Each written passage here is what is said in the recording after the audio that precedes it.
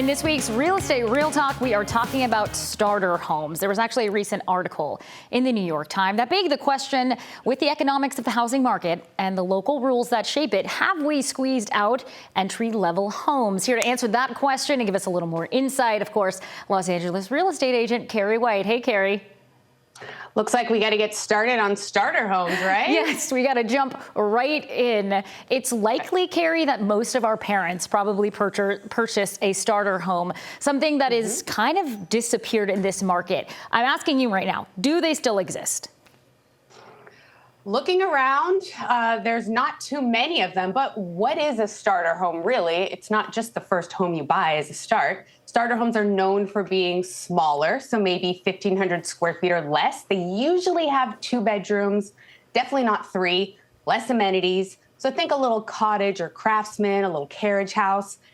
But pretty recently, say like 1990s, the home building industry was still constructing what we would call these starter homes. But now only 8% of single family homes today are 1,400 square feet or less. 8%.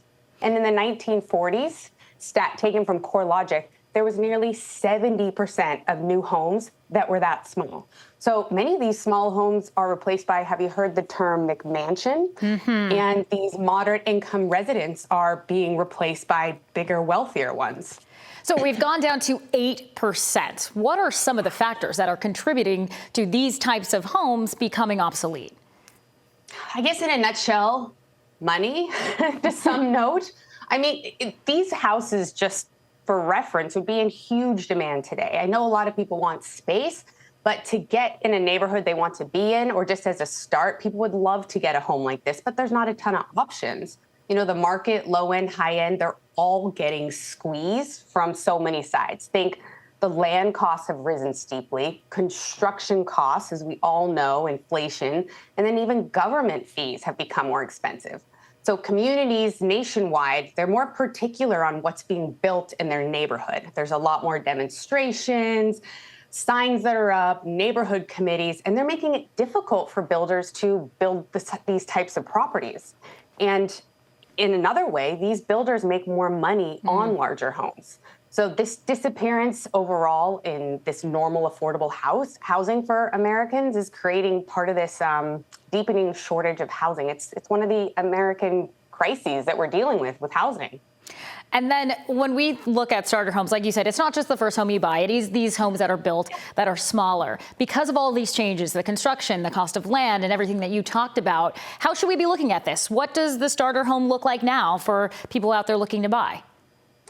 Well, what I'd really like to say is when I go on road trips and I just see all this land, I'm like, why aren't we just moving more out towards these locations? But the thing is, Americans in general, they don't want to sacrifice where they are. Location is still the driving factor. They say location, location, location, but it could not be more true. So what are we looking at? You know, they just, Newsom in California just signed in a few new bills to allow for more density. So let's circle back to about 100 years ago in the 1920s, where you have smaller row houses, you have more properties on one lot. The lot splits have been huge around here. So you'll see 4 homes where 1 house used to be.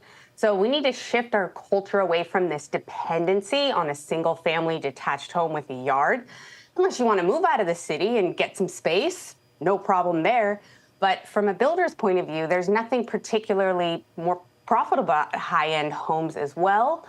But it's taking a lot of money and time to build these homes. So we should look at being more flexible with what type of housing we're looking at. Condos, townhomes, multiple units on a lot, maybe a few levels. You could always throw an elevator in there, right? All right, so one of the things that you did just mention is a condo. Would that be considered something that, I mean, they're making smaller spaces, but they could be considered a starter home, right? Condos are in there for starter home. Yeah, absolutely. Condos don't appreciate as much as a house, but what they're trying to do is make that kind of not a condo by putting multiple homes on one lot. But yeah, condos are definitely right up there. And it's a great stepping stone. People, the average American used to live in their house 5 to 7 years, but now it's about 7 to 11 years. So if you look at your first house as your forever house, then you're probably not too accurate. Yeah, very true. All right. Keri, thank you for insight there as we talk about starter homes. And every week, a different topic that Keri's going to dive into. But in the meantime, follow her on Instagram at Keri Ann, and then on YouTube at Keri White Real Estate. Thanks again.